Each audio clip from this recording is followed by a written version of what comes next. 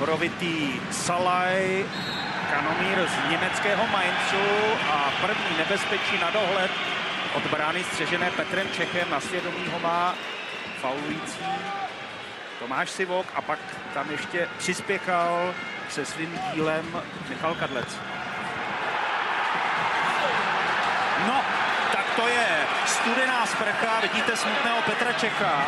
Maďaři nám zasazují v 6. minutě nečekaný úder tím rychle rozehraným volným přímým kopem. Přesně tak, ve chvíli, kdy jsme ještě stavěli zeď a rozhodčí vypadalo to, že ukazuje na píšťalku, ale gól uznává.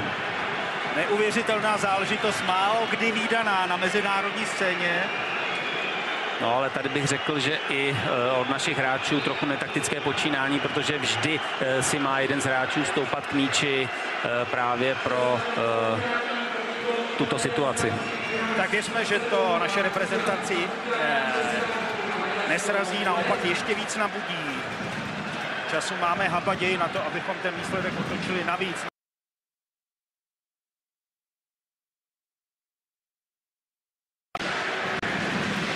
Zajímavým výkonem. Nic na tom nemění ani ten strašně nečekaný, rychlý a zbytečný gól.